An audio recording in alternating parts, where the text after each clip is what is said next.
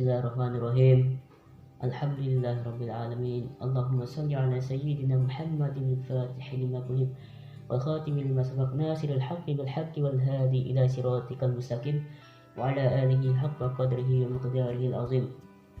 Assalamualaikum warahmatullahi wabarakatuh.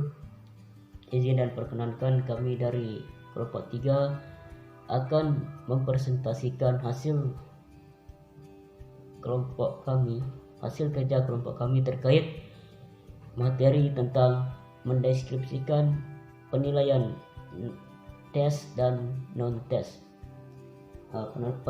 Perkenalkan, nama saya Habibi.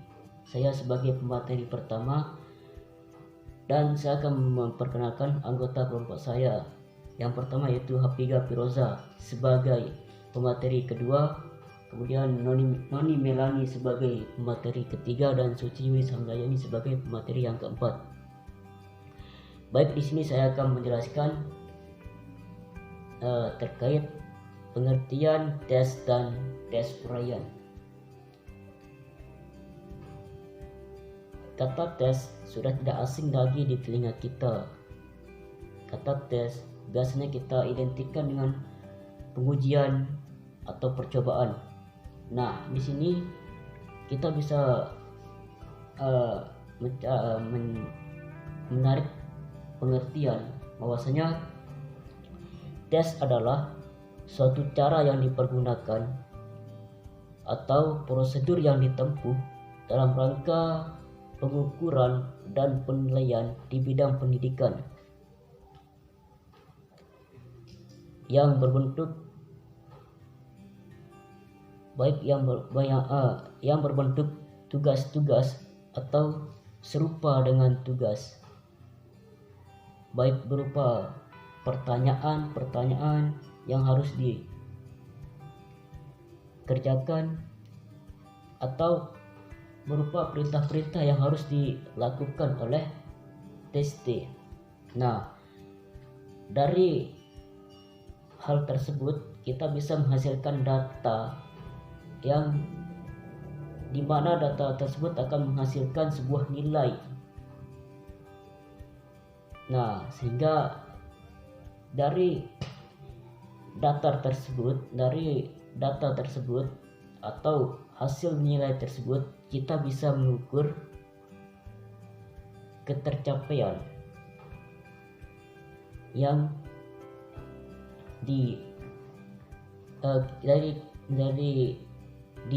dari hasil nilai tersebut kita bisa melambangkan tingkah laku atau prestasi yang dihasilkan oleh si tes tersebut.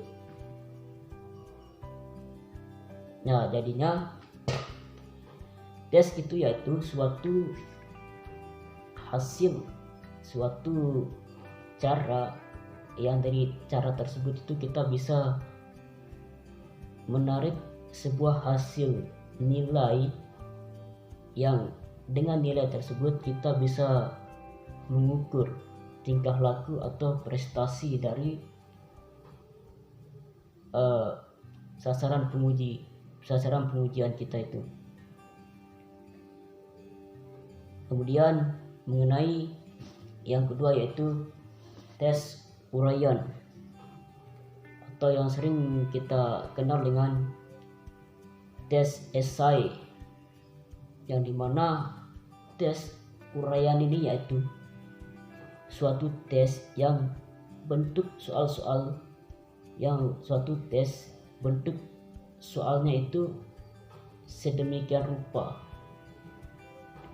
sehingga memberikan kesempatan kepada siswa untuk menjawab secara bebas dan uraian. Jadi kita bisa mengambil sebuah makna tes uraian itu yaitu suatu tes yang berupa soal-soal yang dirangkai sedemikian rupa sehingga dengan hal tersebut siswa itu mampu mengkreasikan ide-idenya dalam menjawab secara bebas mengenai soal-soal yang diberikan itu dengan urai. Nah, mungkin itu saja materi yang bisa saya sampaikan. Kurang dan lebihnya saya mohon maaf. Wassalamualaikum warahmatullahi wabarakatuh. Saya lanjutkan ke pemateri kedua, yaitu saudari Hafizah Firoza. Kepadanya disilakan. Bismillahirrahmanirrahim. Assalamualaikum warahmatullahi wabarakatuh. Saya di sini Hafizah Firoza sebagai pemateri kedua akan melanjutkan materi dari pemateri pertama tentang teks objektif. Dapat diketahui bahwa teks objektif adalah teks yang keseluruhan informasi yang diperlukan untuk menjawab teks telah tersedia, di mana teks yang berbentuk soalnya berbentuk sedemikian rupa, atau bisa disebut dengan teks dikotomi. Kenapa dikatakan teks dikotomi?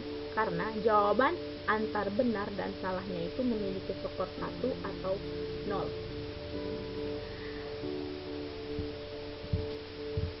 Berdasarkan cara pengerjaan teks objektif, maka dikelompokkan menjadi 4 kelompok.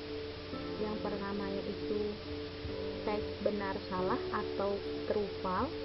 Yang kedua yaitu teks pilihan ganda atau multiple choice test. Yang ketiga yaitu teks menjodohkan atau matching text. Yang keempat yaitu teks isian atau completion test.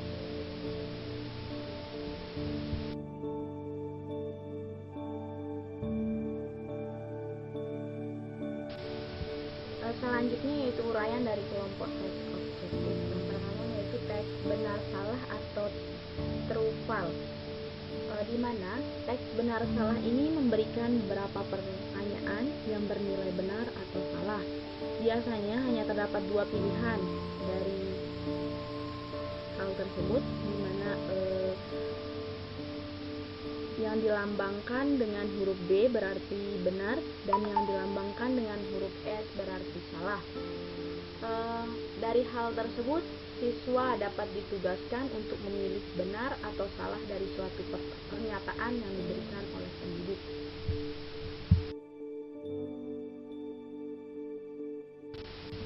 Yang kedua yaitu pilihan ganda.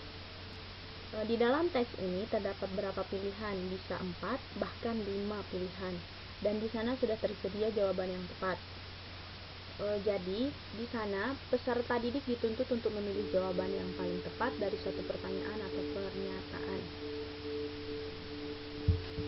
Selanjutnya yang ketiga yaitu teks isian atau short answer test, di mana di dalam tes isian tersebut siswa diberikan suatu pertanyaan dan disuruh untuk mengisi bagian yang rampung dengan jawaban yang benar. Biasanya memiliki jawaban yang singkat. Biasanya teks isian itu memiliki jawaban yang singkat.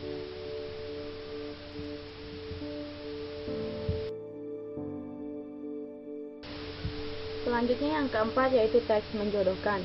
Dapat diketahui bahwa di dalam teks menjodohkan ini memiliki satu seri pertanyaan dan satu seri jawaban.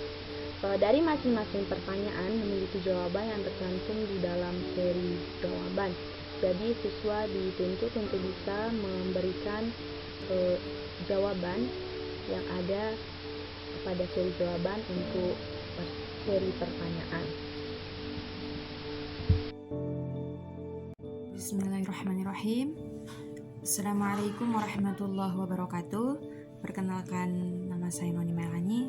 Saya dari kelompok 3 sebagai pemateri ketiga akan menjelaskan tentang pengertian non-tes dan bentuk tes observasi. Baik, yang pertama saya akan menjelaskan tentang pengertian non-tes.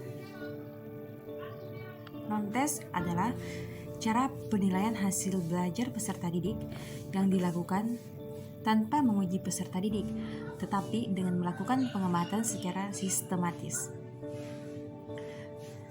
Teknik penilaian ini masih umum, yakni untuk menilai kepribadian anak secara menyeluruh, seperti